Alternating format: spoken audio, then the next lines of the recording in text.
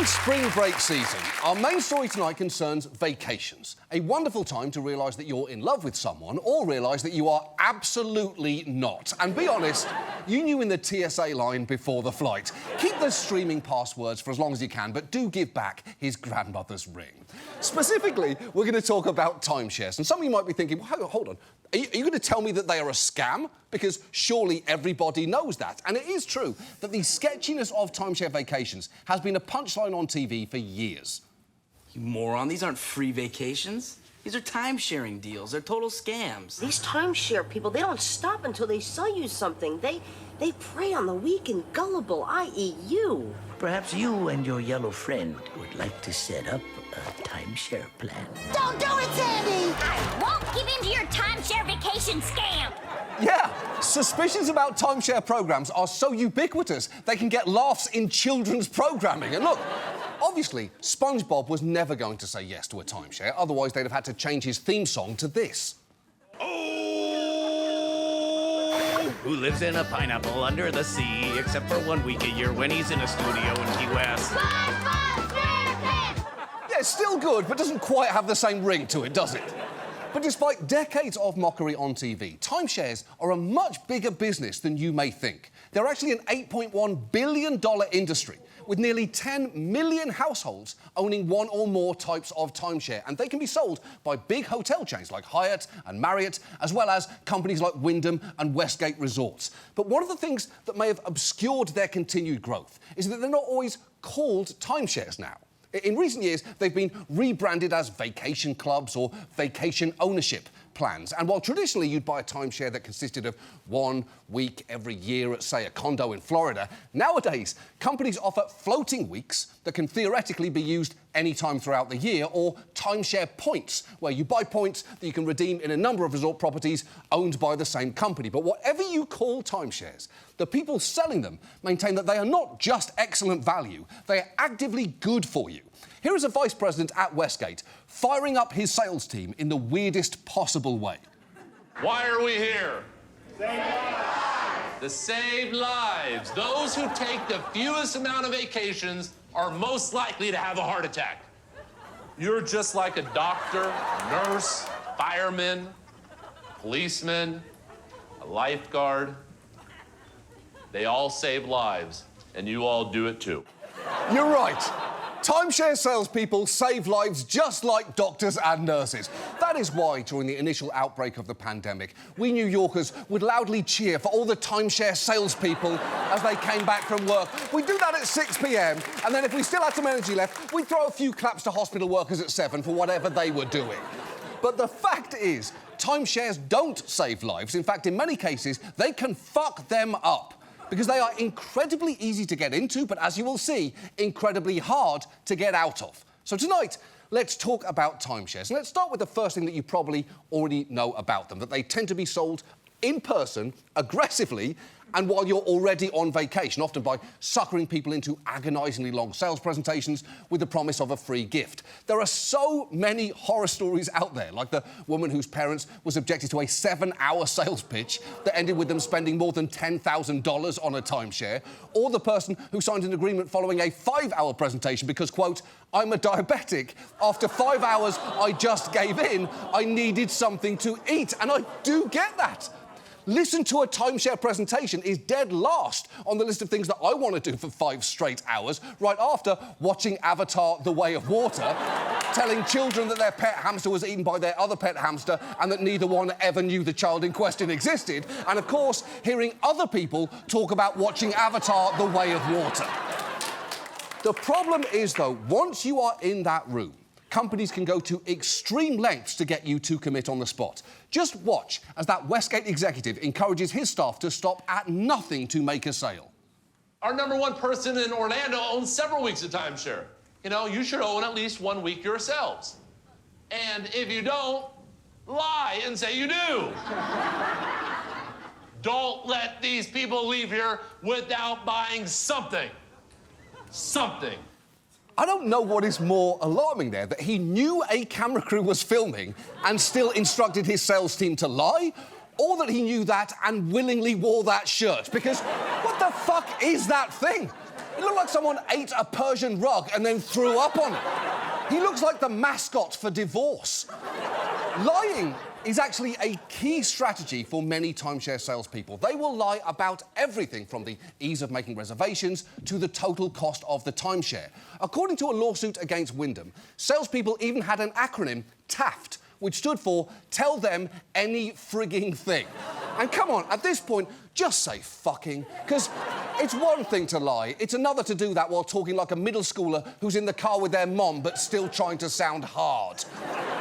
But the thing is, lying is basically allowed in this industry.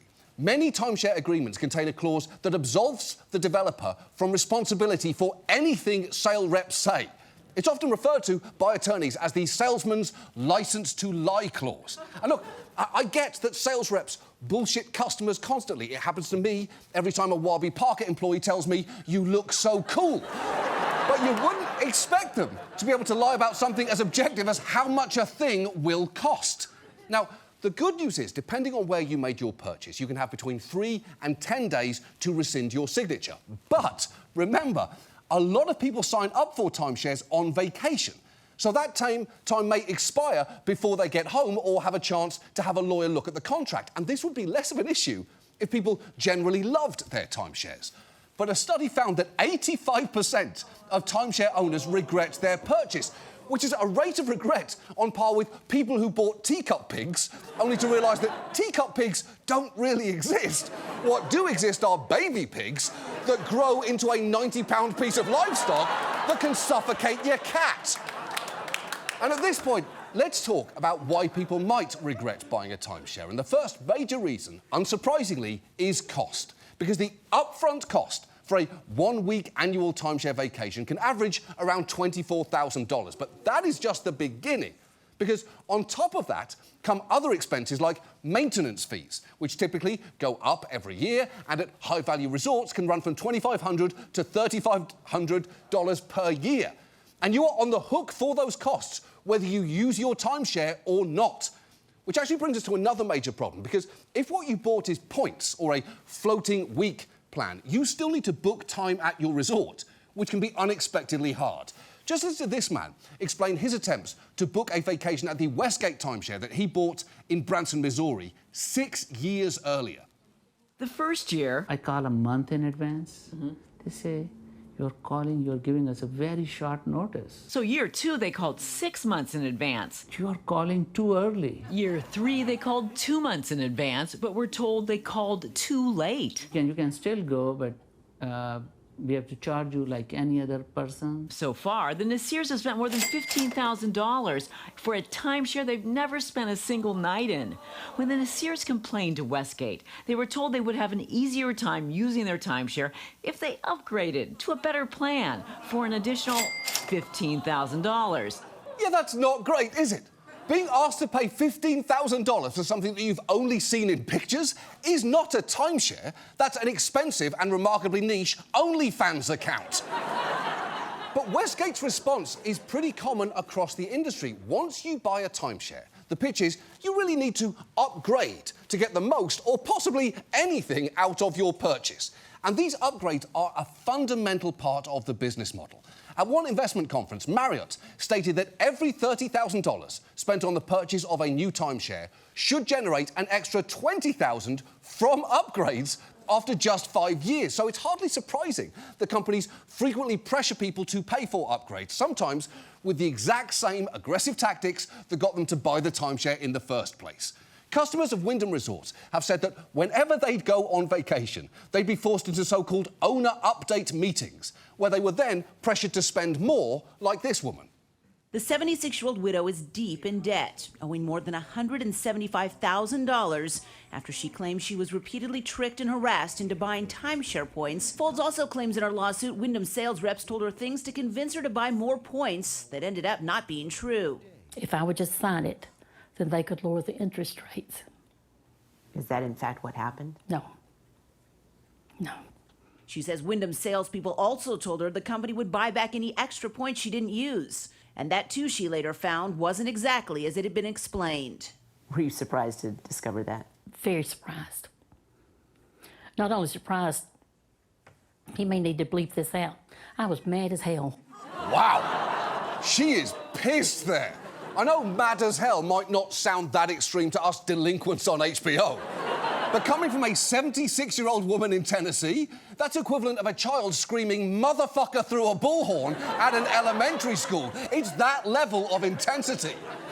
So between fees and the constant pressure to pay for upgrades, you can see how people might end up regretting their purchase. Even those who initially enjoyed their timeshare might end up wanting to get rid of it, either because they're getting older and not wanting to travel as much, or they're just getting tired of going to the same place. But the problem is, whatever your reason for wanting to leave a timeshare, you will soon realise it is very hard to do that. And that is because many agreements contain a so-called perpetuity clause. That means that the purchase, as well as all those regular maintenance fees, are a non-cancelable lifetime obligation, which is ridiculous. A contract for a vacation shouldn't be harder to get out of than fucking Scientology. Where's Shelley, by the way? I'm sure she's fine, but where is Shelley? Now, some developers claim to have programs where they'll take a timeshare back, but there is a lot of fine print there, including the fact that they're often only available at the developer's discretion and could involve paying a significant fee, which sometimes can be equivalent to 2 years of maintenance fees. And if the company won't take it back, good luck. Because it can be hard, if not impossible, to sell a timeshare. In fact, the resale site Red Week shows a number of them being sold for literally $0. And keep that in mind anytime anyone says that a timeshare is an investment. Investments are supposed to gain value. A timeshare is as sound an investment as opening a Ghislaine Maxwell-themed restaurant. Geely's, when you're here, you're in danger. And all this actually gets one step worse, thanks to something that's often framed as a selling point for timeshares. It's a great feeling to know that our grandchildren, when we're not around, will be on to enjoying it. It will be our legacy to them. Even as we pass on, it's something that we can continue to give to our children. It's a gift that will keep on giving beyond us. Now that we have 2 children, it's kind of exciting that we know that our credits will never go to waste. It will still be in our family through our boys. OK, one of those boys seems happy about that, but the other one does seem pissed and much more interested in the upside-down construction truck that he's holding. And he's honestly right, because if there's one thing to take away from this episode, it's that if you have a choice between a timeshare and an upside-down truck, take the truck every time. At least you technically own that. But given everything that you've seen so far, you won't be surprised to hear that many people aren't super keen on inheriting a timeshare. And while you can technically decline it, that can be much, much harder to do than you might think. Walking away does take work. Namely, you must file a disclaimer of interest with the court saying that you reject the timeshare. You only have 9 months after the death of your loved one to file it. And even then, it's not that simple. You see, when the first person in line rejects the timeshare, it goes to the next in line, and then the next, and the next. Every single person has to file all of that paperwork. It's true. Every single person. And timeshare paperwork clearly isn't what grieving families need. It is pretty upsetting to think that there might genuinely be a market for sympathy cards that say, I'm sorry for your loss, but also move fast if you don't want to get stuck with the fees on your dead mom's Hilton Head 2-bedroom. And all of this brings us to what might be the most surprising thing here. Timeshares are so difficult to get rid of, a whole separate industry has now cropped up, known as the timeshare exit industry. You may have seen ads on TV for them, or upbeat segments on local stations like these for a company called Timeshare Termination Team, where they can get a pretty strong endorsement. Colorado's local timeshare termination team has a 100% success rate.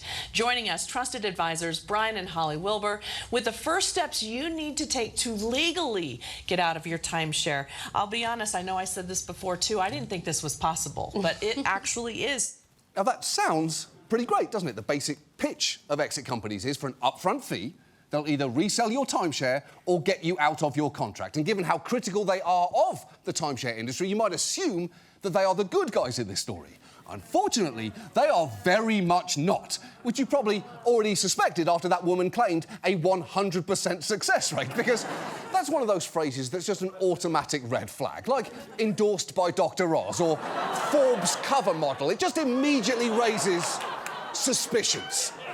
Also, you should know, While that sure looks like the news, crucially, it and all those shows you just saw are sponsored content programmes. We did a story on them a couple of years ago, and it's where local stations will allow you to buy your way into fake segments that look like news but are in fact ads.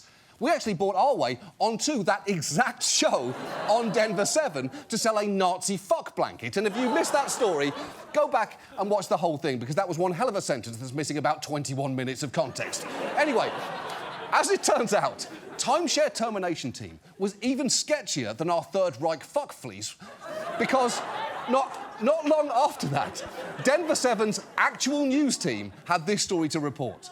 Debbie hired the company in June 2019. In all, she paid more than $14,000. Signed a contract, a 2-year contract, that ended this last June. Well, under the terms of the contract, if they don't resolve my issue, I can get a refund. 2 years came and went. That's when she went looking for answers. And so I came to see them, and it's empty. The signs are still up on this office in Greenwood Village. But there's no employees. The furniture is gone. Wow. First, I'm not sure it was totally necessary to force her to go back and knock on the glass of a clearly empty office, but I'm very glad that they did. But second, that is a 19th century snake oil salesman level scam. They just disappeared. One moment they were there, the next they were suddenly gone with no warning, like a ghost or a TV show on HBO Max. Everything's fine at this company. Everything's fine. And unfortunately, that is by no means a one-off. As one consumer advocate puts it, I don't like generalisations, so I'll say that 99% of them don't do what they say they will, or worse, are out-and-out scams. But you know what? I do like generalisations, so I'm happy to say timeshare exit companies are total bullshit. A lot of follow the same basic pattern that you just saw. They'll charge an upfront fee and then either stall indefinitely or fully disappear. And they are taking advantage of people on a massive scale. In Missouri, one group of companies stands accused of deceiving consumers into paying more than $90 million for exit services that were not delivered. And while that case is still pending, all of these other companies have gone under in recent years. And I know that these exit companies might seem immediately suspicious to you now, but they have slick marketing and have also been endorsed by some supposedly financially savvy people. In fact, Dave Ramsey, the popular personal finance guru who, to his credit, has been a vocal critic of timeshares, actually gave one exit company a ringing endorsement. Timeshare exit team will get you out of their timeshare. Now, you're going to pay them money to do that. That's what they do. And they charge you up front, and they give you your money back guarantee if they don't get you out, but they'll get you out. Well, that sounds trustworthy, doesn't it? And after all, why wouldn't you take the word of a man whose look and general vibe answers the question, what if Billy Joel and Dr. Phil had a kid and it sucked? But not long after that, the Washington State AG sued Timeshare Exit Team, claiming, among other things, that the majority of its customers either did not receive their promised exit, received one that caused them unanticipated negative financial or other consequences, or received an exit that the customer could have obtained for themselves. The company eventually shut down, but only after it was forced to pay $2.6 million in restitution. And if you're thinking any of that gave Dave Ramsey pause for reflection, you should know it did not. Because after Inside Edition did a segment covering Timeshare Exit Team's issues and questioning his endorsement of them, he pushed back like this. I didn't know you could buy a story on Inside Edition. I didn't think you all were that. I knew you were tabloid, but I didn't know you were that low. Or are you just so dumb that you didn't understand you were on the wrong side of this argument on the basis of the consumer? So this is why Timeshare is not on the air anymore. Timeshare Exit Team. But guess who's still on the air? Me. Me. And I'm sitting in a $300 million paid-for building. Neck deep in cash, you jerks. Yeah. That is champion of the working people, Dave Ramsey, bragging about being neck deep in cash to his own viewers who got caught up in a scam that he actively promoted, all while having his hands like this. A pose used almost exclusively by cartoon supervillains plotting ways to kill Batman. But the thing is, there is no right side to be on here. Timeshare companies and timeshare exit companies are both terrible. One is a shitty business model that's somehow technically legal, and the other is oftentimes an out-and-out scam. But neither is good. And it's very important not to lose sight of the fact that beneath all of this are people who can get victimised, and in some cases, twice. If you watch a lot of stories about these companies, it is heartbreaking just how often the people in them talk about how ashamed they feel about falling for this. Nobody in my family knows. Nobody. Makes you feel bad when you think you've done something that's stupid. We bought the timeshare, which took us to the cleaners, and it made me feel stupid. It doesn't make me too good. You know, it's like, I think I'm smarter than that. Yeah, I get that, but to be clear, the shame here should not be on the people who were duped. It should be on the industries that exploited them, told them any frigging thing they wanted to, and abused their understandable desire just to take a fucking break. So, what can we do here? Well, on the off chance that anyone watching right now is considering a timeshare, don't do it. If you know someone considering it, send them this segment. If you happen to inherit a timeshare, get rid of it as fast as possible. And if it's too late and you're stuck with it, you can try and give it away for $0 online. But the truth is you'll only be fucking someone else over then. Unfortunately, the best option might actually be to call the timeshare company and see if there is any chance that they will take it back from you. As for exit companies, as you have seen, there's been sporadic legal action against individual companies, but by and large, it is a whack-a-mole ecosystem. When one goes down, another one tends to pop right up. So the truth is, the best bet right now seems to be to make sure that we all warn each other about just how fucked up this whole industry is. Or, I suppose, we could go another way with it, and if you can't beat them, join them. So joining me now for a special sponsored segment that she may or may not have paid $3,000 for, please welcome back to the show my lovely wife, Wanda Jo Oliver.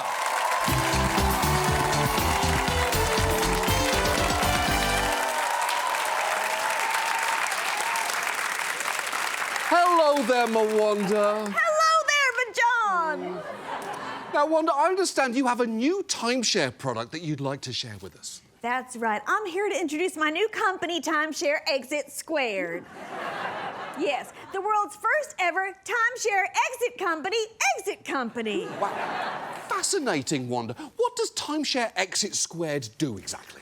Well, let's say you're stuck in a timeshare and you go to an exit company to get you out of the contract, but uh-oh, that company just took all your money and disappeared without doing a dang thing. Well, Timeshare Exit Squared can free you from your timeshare exit company and get all your money back. Wow. That is amazing, Wanda. You are truly saving lives, just like doctors, nurses and firefighters. You are. Yeah. You are. You are. You are, Wanda. Oh. I am way better than all them. All those people are scum compared to me. I spit on them. You spit? Wow.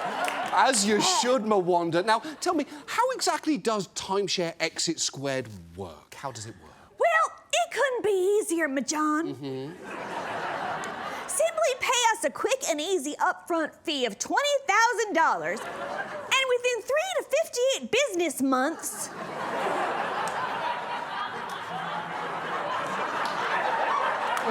your timeshare exit company will deposit a full refund to your bank account. Wow, Wanda, is that guaranteed? Oh, it's even better than a guarantee. It's a pinky swear promise. Ooh, I like it. I like that. That's why Timeshare Exit Squared has over 9.3 billion happy customers and a 200% satisfaction rate. A 200%, you said? That's right. For every Timeshare Exit Squared customer, another random person is also left satisfied. Wow. Wanda, that is incredible. I'll be honest, I didn't think this was possible, but it actually is. It sure is, depending on your definition of possible. Sure, that's fair. And if you run into any problems or delays, just call our hotline at 1-800-FLOWERS. Oh, nice. Yeah. Or come to the Timeshare Exit Squared offices. And you know what? How would someone do that, Wanda? Well, all you have to do is drive up next to the Timeshare Exit Squared van and scream your 27-digit case number. And we'll be happy to help with anything you need until we cross the border into Nogales, Mexico. That sounds very reasonable, but people should act fast, shouldn't they, Wanda? That's right, John. This particular company is only going to exist for the next 3 days. Right. Then we're shutting it down and starting a new one in the Cayman Islands. Have you ever been? I haven't. Well, I could sell you 1 week a year for just $50,000. Oh, I like it. And nobody leaves here without buying something. Something. She's right. Thank you so much, Mwanda. That's our show. Thank you so much for watching. We're off next week. We'll be back after that. Good night. Thank you so much, Mwanda.